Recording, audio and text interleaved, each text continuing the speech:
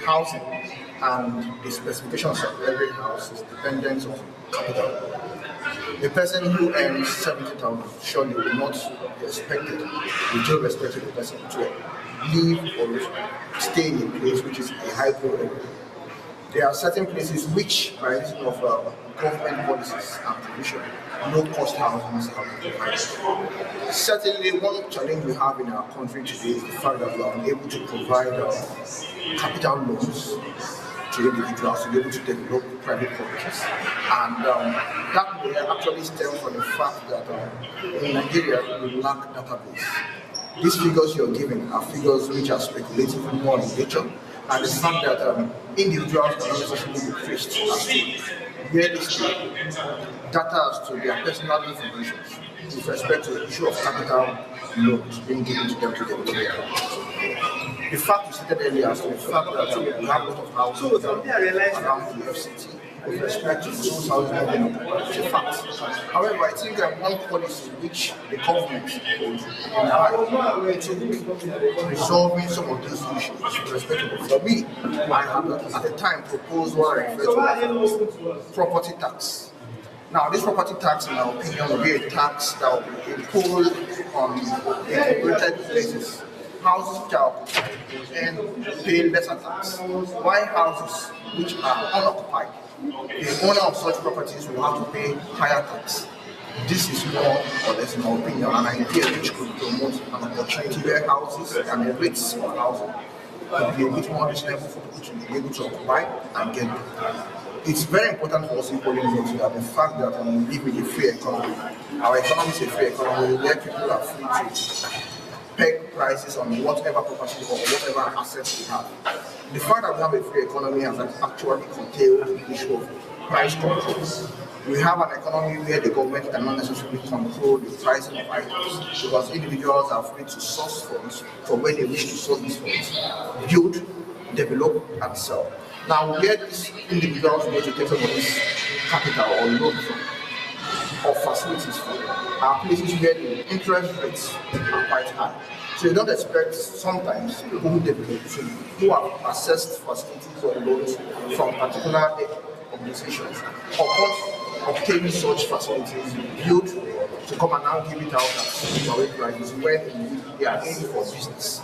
Real estate is a business, and in business, everyone is there to make profits. So for me, one of the major ideas which I feel the government could promote by an act of the National Assembly is to enact a law bringing up the issue of property tax. Where taxes should be based, the increased property tax will be premised on the fact that houses which are occupied will pay lesser tax, and houses which are unoccupied for a period will pay higher tax. I believe that idea could promote a situation where houses are made more available. The problem that has always been there, and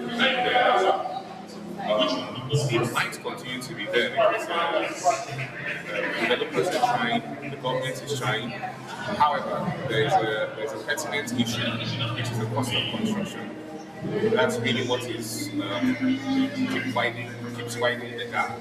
So over time, hopefully there might be policies that might lead to cost of construction coming down, and then we can close that gap. But for now, the gap remains. It's still 28,000. I still have access to mortgage. There's the every.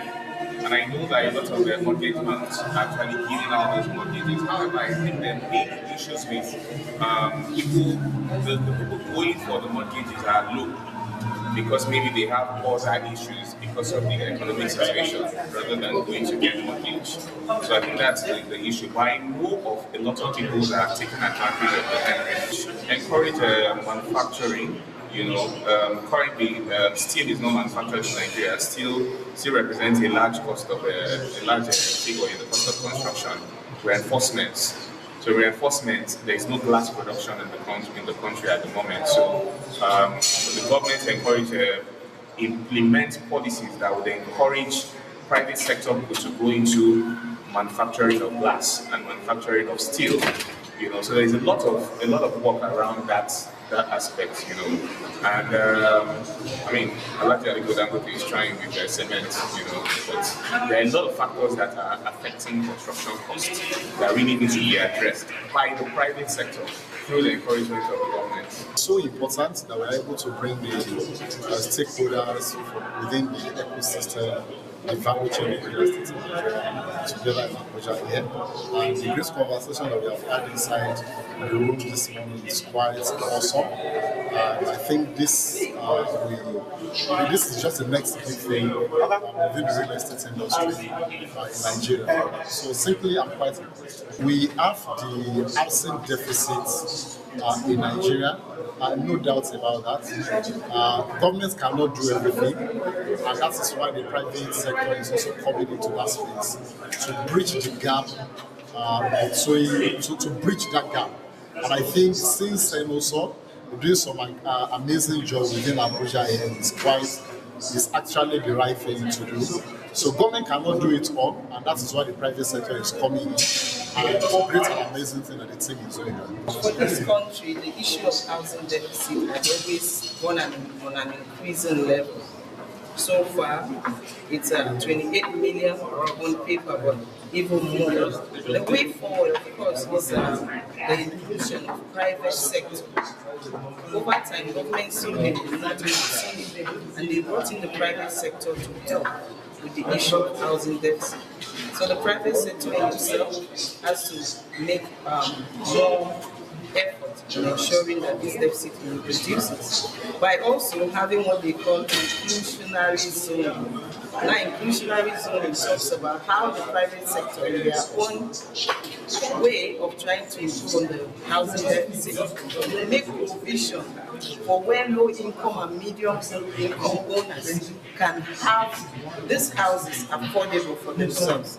And also mass housing projects that the government includes the private sector into also is another government attempt of reducing the price housing deficit. Then also we talk about empty houses that are scattered all over major cities. Now these are issues that high-level issues that will have to do with policy changes that can be able to curtail that. And then also the reforms on urban development. There are so many, over almost 60% Nigerians live in big formal houses. Now this is something that if that is being handled and these houses are developed in ways that they can accommodate more people rather than land masses being wasted, it can reduce the housing deficit because Nigeria's population is increasing, going up every year. What we tend to achieve is is to engage the public, engage the stakeholders, the realtors, the regulators, the developers, the investors. Let everybody have a voice. Let everybody have a voice in the real estate, what is happening in real estate, and also to discuss national issues that affect real estate development in Nigeria. And to see by the end of this program, in this room, we're going to be discussing these issues and we are going to be taking action on them. So that's what we're here to discuss. And most importantly, we're also here to discuss, to launch our new project in Abuja, in Maitama, in Apo, and as well as in Guaripa.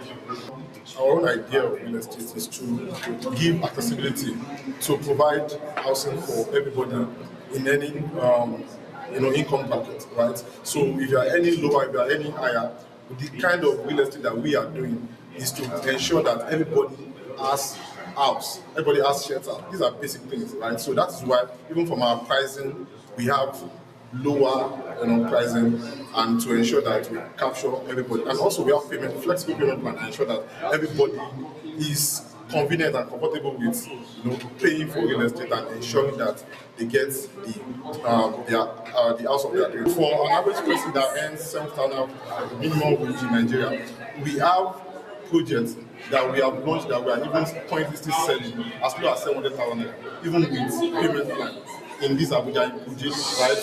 You can see the development that is happening in Kuje. Kuje is, if you're staying in Kuje, you have no business to be in town, right? So we have land that we sold last year for 700,000, and by the grace of God, by December, we are going to allocate everybody. So we can see that we are intentional about what we promise. We are intentional about what we deliver, and we are also intentional about people around us, and to ensure that everybody enjoys the dividend that real estate is here to provide.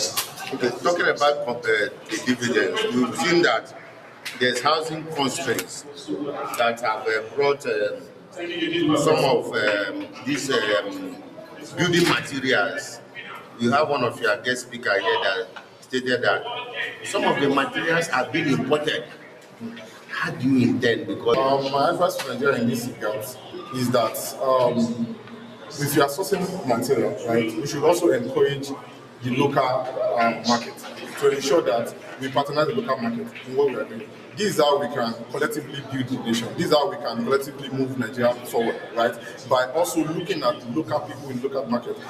Even while setting up Cynosure royalty, almost all our items were gotten locally. So that speaks to the what's called the intentionality in what we do, and to ensure that we patronize people that are, domestic key players and vendors.